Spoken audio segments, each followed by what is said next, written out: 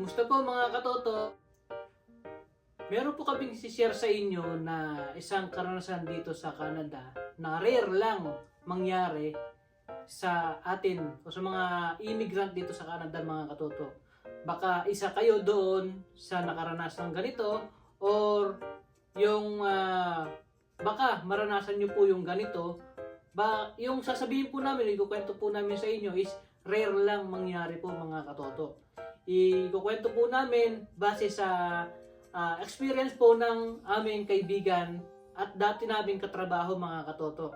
Isinyer niya po sa amin kung ano po yung naging status nila nung pagkakuha nila ng PR mga katoto. Huwag po kayong aalis, tune in lang po kayo at para malaman nyo kung ano po itong rare na nangyayari sa immigrant ng Canada mga katoto.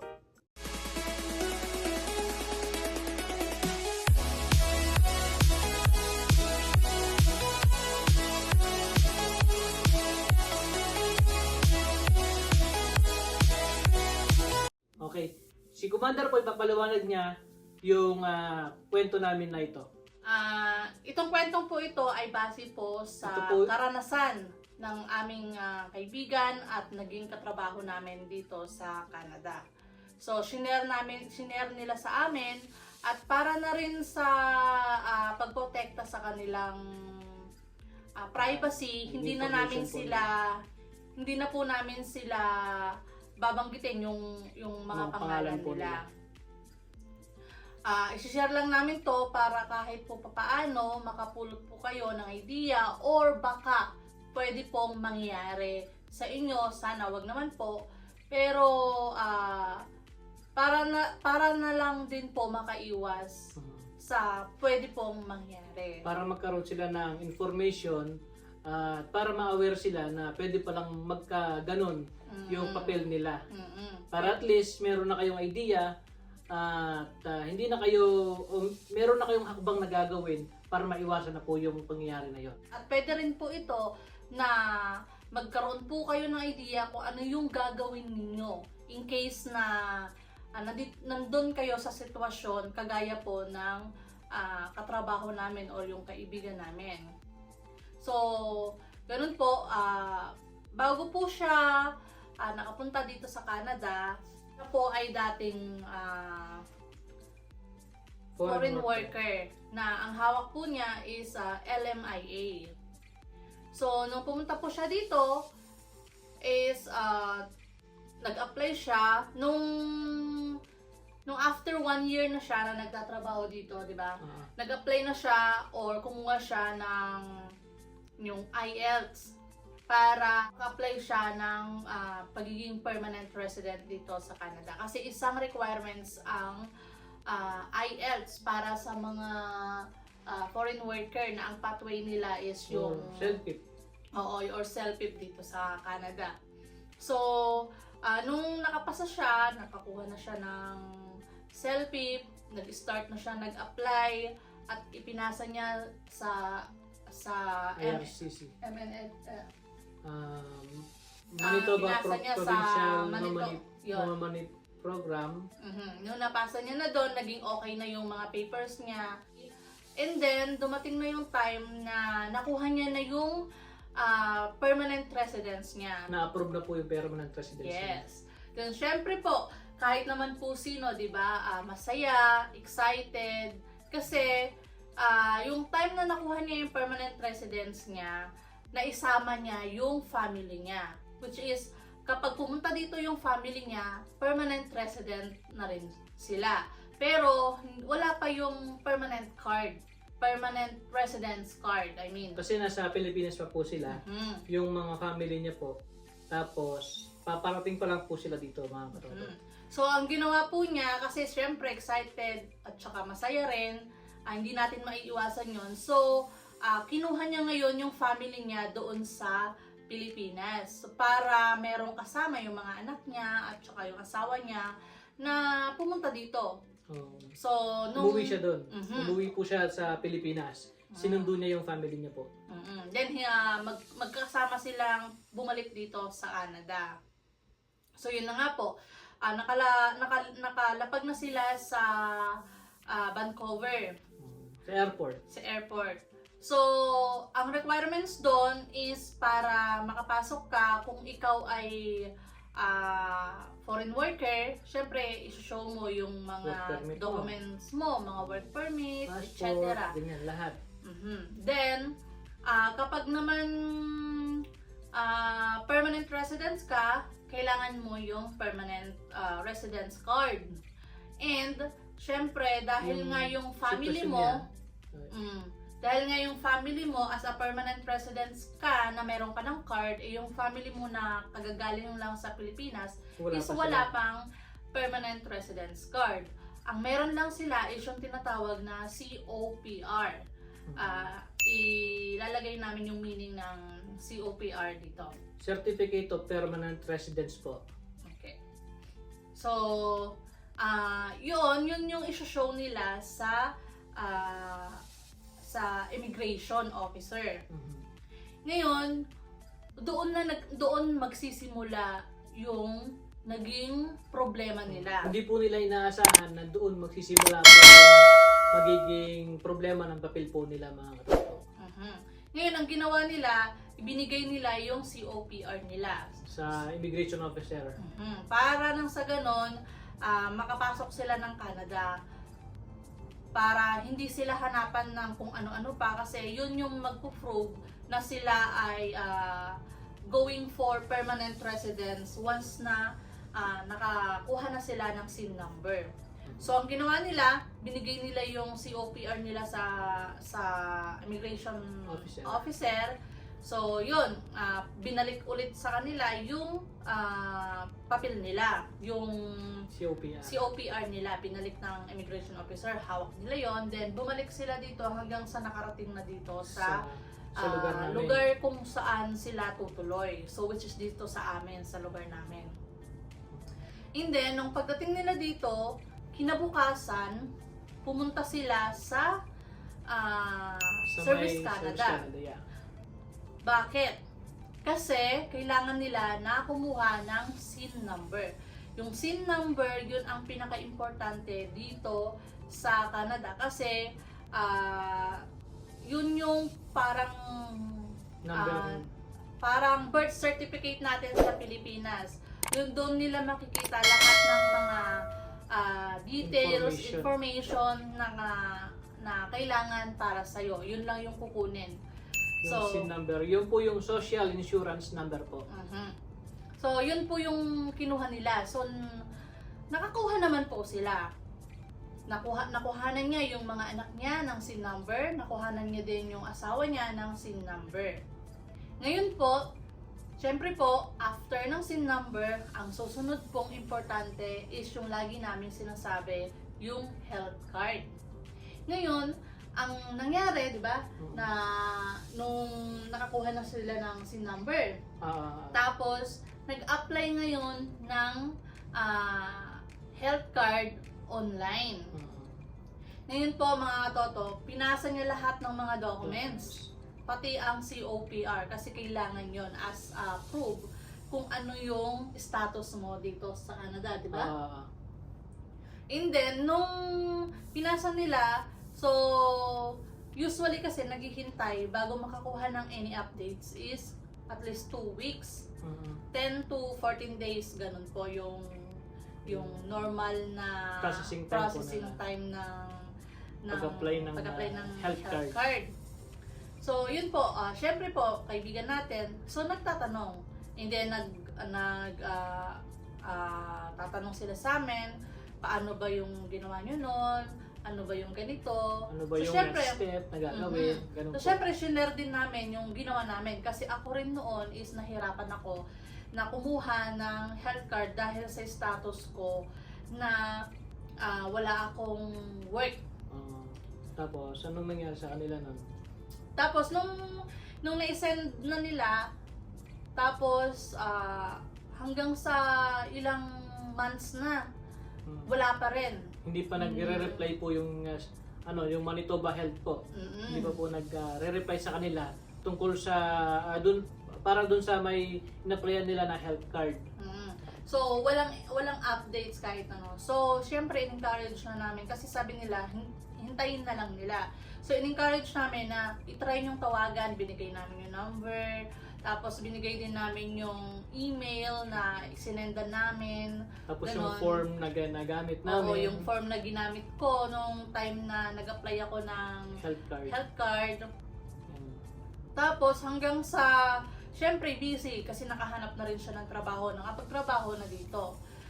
Lahat okay na. Except yung Health health card card lang po. nila. Kasi yun yung importante. Once na nagkasakit ka kasi dito, hahanapin at hahanapin yun. Kung wala, for sure, $1,000 ang talagang gagastusin mo once na nagpatuktor ka dito at may mga et ceterang Kailangan ipapagawa. babayaran, no? Yeah. So, yun po, nung after na niyang nagpasa, tinawagan nila ng tinawagan, wala pa rin sumasagot kasi ang hirap po talaga natawagan ang Manitoba Health po. Manitoba Health, IRCC, yung mga yun po. Napakahirap pong tawagan. Talagang Maghihintay ka po ng talagang 1 oras, ganyan. talagang pasensya po talaga ang kailangan ninyo. Tiyaga, pasensya, ganun. Para na sa ganun, kahit na isang agent, meron kayong makausap at itanong kung ano yung problema. So, after nga po nun, Natawagan na nila yun. sinuggest namin na kailangan yung magbigay ng time. So, kailangan yung mag-off or kailangan yung umabsent para lang May makausap dun sa matawagan nyo sila the whole day. Yun, hanggang po sa natawagan na nila. Tapos, doon na po nalaman nila. Doon na nalaman na, oops, meron palang problema. meron palang naging problema kung bakit hindi makakuha-kuha ng Health card po dito sa Manitoba. So, yun na nga po. Sabi nung agent sa staff doon sa Manitoba Health na wala daw pirma ng immigration officer yung COPR ng Nahawak asawa. nila, no? Oo, ng hawak ng asawa at mga anak niya. At mag-i-expired na rin. Expired na rin, di ba? Expired na po. Expired na rin yung COPR nila. Tapos wala pang health card. Pero ang pinagtatakahan nila is nakakuha naman ng SIN number. Lahat nakapasok naman ng walang problema. Pero nung nalaman na yung COPR nila is walang pirma, inadvisean.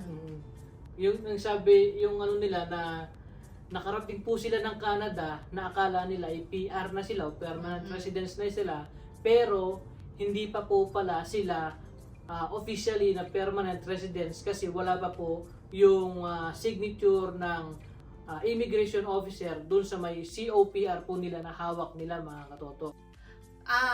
Hindi na pirmahan ng officer yung COPR nila. So, yung Manitoba Health agent nagsuggest sa kanila na kailangan papirmahan yung COPR nila na hawak nila. Papirmahan po sa may immigration officer po, mga katoto. So, buti na lang po dito sa amin, merong malapit na border. So, which is at least 3 hours ang drive, no? 3 hours to 3 and a half. Oh, yeah. 3 hours to 3 and a half hours ang biyahe. So, yun nga po, pumunta na sila doon.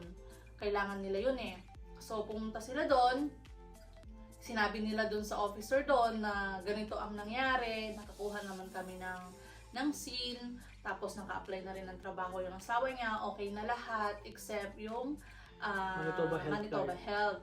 So, yung staff doon, buti na lang, mabait yung immigration officer doon.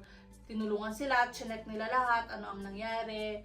Tapos ngayon, dahil nga expired na yung COPR nila, nagsuggest ngayon ang immigration officer ng Canada na mag-reapply ulit. So, magsisimula siya ulit sa portal, yung unang step na ginawa niya. So, syempre, kailangan niyang magbayad ulit. So, hindi naman niya kasalanan yon. ang may kasalanan doon is yung officer. Mm-mm. Kasi tayo bilang bago na isang permanent resident dito sa Canada, wala naman tayong ka-idea doon, di ba mga katoto? Mm-mm. So, sa side natin, hindi natin kasalanan yon. Dapat yung officer ang kailangang tumingin doon na responsibility nila yon na i-check bago papasukin dito sa Canada ang isang tao or Immigrant. isang Immigrant. immigrant. Yun din yung sinabi rin naman ng immigration. So Officer. means kung kumbaga kung ikaw ay isang isang masamang tao, nakapasok ka na. Kung ikaw ay terorista at terorista, kumbaga nakapasok na sila mga katoto. Parang ganon. Naka-ino sila eh. Kaya ang sabi po ng immigration officer sa borders ng US at Canada, kasi doon po sila nakapagpapirma mga katoto. Ang sinabi po nila is mag-apply ulit sa portal, which is pinipilit po ng kaibigan namin na gumawa na po sila ng portal mga katoto. Ngayon, yung immigration officer, tinignan niyang mabuti lahat ng details doon. Tapos napagtanto niya mga katoto, ang nagkamali po pala is yung immigration officer sa airport. Kumbaga, ang hinala po ng immigration officer sa borders ng US at Canada, na ipagpalit po yung papel na imbis na sa immigration officer yung hawak nila, naipunta dun sa kanila mga katoto. Nagkapalit. Ganun yung nangyari po mga katoto. Kaya ang advice namin mga katoto, kung mangyari sa inyo o wag naman sanang mangyari, in case na nagkaroon ng ganong pangyayari, tingnan nyo po mabuti. Ipaglaban nyo na wag kayong mag-ulit. Kasi ang hirap ng mag-uulit-ulit. Hindi lang yon, abala na. Tapos yung processing time pa. Oo, yung processing time na hihintayin, napakatagal. At saka, yung pera, magbabayad na naman tayo. Hindi naman ganun kamura yung payment. So, hanggat kaya natin, i-try nyong ipaliwanag, i-try nyo na i-convince yung officer na ginawa naman ninyo yun, na-apply na kayo. Oo, kasi yung kaibigan namin, ipinaliwanag niya na nag-apply na ako. Nangyari na, naano ko na. Kaya nga meron na kaming COPR. Kaya nandito nga Kaya sila. nga nakapasok na sila dito. So, means walang problema. Sa ginawa nila Yung, na process. Oo, yung process na sa side ng kaibigan namin, wala silang ginawang violation. Binigay nila o ginawa nila yung step na dapat gawin. Yun, pinaliwanag niya dun sa officer na yon. At hindi niya na kailangang mag-ulit. Ang kailangan lang nila is signature. Signature ng immigration officer ng Canada. Yun lang yung kailangan nila. So, yun, ginawa nila. Ni-review talaga nila hanggang sa kung sino-sino na yung kung sino-sino na yung mga tinawagan ng immigration officer, hanggang sa na-find out nila na yung officer talaga ang may kasalanan. Tapos ang ginawa po nila noon, doon mismo po, hindi na pinaulit sa process ng portal mga katoto. Ang ginawa ng immigration officer, kinonsider na niya na pinirmahan na niya doon mga katoto. Kasi immigration officer din naman sila doon para makapag-apply na sila ng Manitoba Health Card niya mga katoto. Ganun yung nangyari po sa kanila, kaya ayun, ganun po yung problema na nangyari sa kaibigan namin. Yung pagdating po nila dito sa Canada, akala po nila permanent residence na sila, which is talagang permanent residence naman talaga kasi may COPR na, pero ang problema lang po is yung signature ng immigration officer po mga katoto. Wala po yung signature yung COPR nila. So, kailangan nyo pong tignan mabuti kung hawak nyo ay COPR na lalo na yung yung galing sa Pilipinas na na PR po sila o na PR po na sa Pilipinas sila na PR. Yun. Tapos pupunta po sila dito, dala po nila yung COPR nila o yung Certificate of Permanent Residence. Sila lang mga katoto. Make sure na may pirma ang immigration officer. Kung wala mang pirma, itry nyo na tanungin kung kailangan bang pirmahan to. Wala naman pong masama sa pagtatanong. Kung ano naman po, kung sakali man po na mangyari po sa inyo yon sa pag-a-apply nyo po ng health card na hindi po maaprobahan, itry nyo po na tawagan yung Manitoba Health na kung ano po yung problema. Tapos, gayahin nyo din po yung ginawa ng kaibigan namin na pumunta sa immigration officer sa borders ng Manitoba to US, mga katoto. O kung saan man yung malapit sa inyo na na borders. Oo, na At saka yung merong mga immigration officer na pwedeng makatulong pumirma or makatulong sa inyo. Okay. So, sana po nakatulong po itong Video namin. kwento ng kaibigan namin na i-share namin sa inyo. At sinishare lang po namin ito ayon po sa Tunay na nangyari. Hindi po kathang-isip or hindi po namin gawa-gawa itong mga video namin. Ito pong video na ito ay ayon po sa experience namin at experience din ng mga kaibigan namin na nakapaikot sa amin. Hindi po namin sinishare yung mga tao dahil para na rin po sa mga privacy nila. Okay po mga katoto, sana po may napulot po kayo ng aral dito sa video namin. At shoutout nga po pala sa subscriber ng RPTV na 799 na po yung subscriber ng RPTV. At kung ikaw po na silent viewer po namin na lagi po nag-aabang sa aming mga video, please subscribe naman po sa aming YouTube channel at like and share po para mas marami pa pong makapanood ng video namin at marami pa pong matulungan itong mga sinishare naming video tungkol dito sa Canada, buhay Canada at pag-apply dito sa Canada, mga katoto. Maraming salamat po mga katoto and God bless po sa inyong lahat. Bye-bye!